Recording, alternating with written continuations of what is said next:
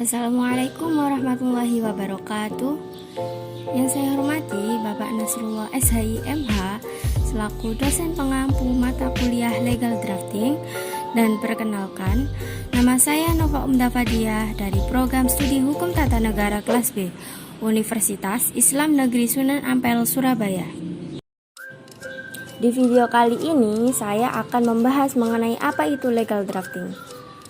Jadi, legal drafting merupakan kombinasi dari dua kata, yaitu legal dan drafting. Secara harfiah, kata legal bermakna sesuatu yang sesuai dengan ketentuan hukum. Sedangkan drafting bermakna perancangan atau pengkonsepan. Sehingga pengertian legal drafting apabila secara sempit adalah penyusunan atau perancangan peraturan perundang-undangan. Nah, pengertian legal drafting secara luas adalah kegiatan praktek hukum yang menghasilkan peraturan. Nah, sebagai contohnya itu, pemerintah membuat peraturan perundang-undangan, hakim membuat keputusan pengadilan yang mengikat publik, swasta membuat ketentuan dan peraturan privat seperti perjanjian kontrak, kerjasama, dan lainnya yang mengikat pihak-pihak yang melakukan perjanjian atau kontrak. Perlu diketahui, pembentukan peraturan perundang-undangan memiliki arti bahwa pembuatan peraturan perundang-undangan yang mencakup tahapan perencanaan, penyusunan, pembahasan, pengesahan atau penetapan, dan pengundangan. Peraturan perundang-undangan merupakan peraturan tertulis yang memuat norma hukum yang mengikat secara umum dan dibentuk atau ditetapkan oleh lembaga negara atau pejabat yang berwenang melalui prosedur yang ditetapkan dalam peraturan perundang-undangan.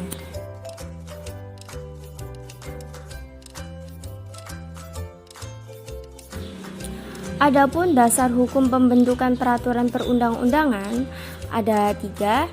Yang pertama, Pancasila sebagai sumber segala sumber hukum negara.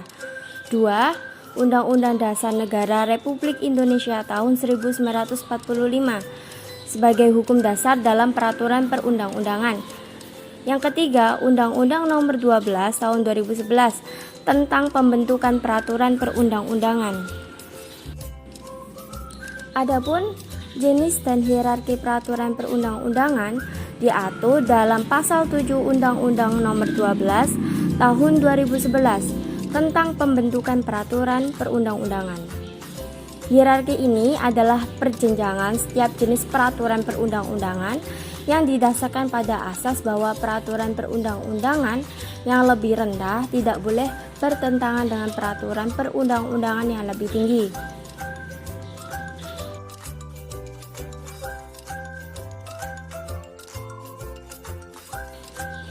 Jadi, jenis dan hierarki peraturan perundang-undangan yakni ada 7. Yang pertama, Undang-Undang Dasar Negara Republik Indonesia tahun 1945.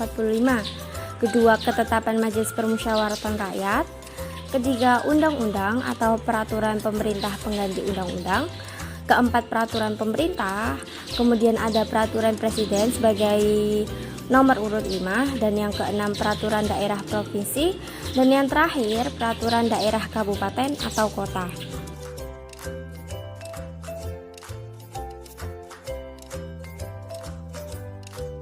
Pemahaman yang utuh mengenai legal drafting sangat penting bagi para praktisi hukum di berbagai bidang dan instansi. Para praktisi hukum ini sering dihadapkan pada situasi harus menyusun perancangan hukum untuk kepentingan hukum dirinya, kliennya, atau lembaganya.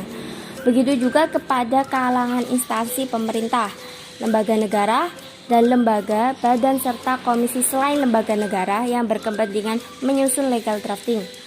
Penyusunan legal drafting ini harus memperhatikan teori, asas, dan kaidah yang diatur oleh peraturan perundang-undangan, serta norma, standar, dan praktik hukum secara universal. Dengan demikian, keabsahan produk legal drafting yang telah disepakati dan kepentingan hukum para pihak yang menyusun legal drafting dapat terlindungi secara hukum. Namun faktanya masih banyak yang belum memahami bagaimana sih menyusun legal drafting secara benar dan sah.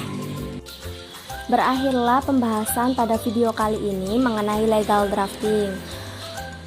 Saya mohon maaf yang sebesar-besarnya apabila ada perkataan atau penjelasan saya yang kurang berkenan di hati kalian yang menonton. Semoga video ini bermanfaat ya. Saya akhiri. Assalamualaikum warahmatullahi wabarakatuh.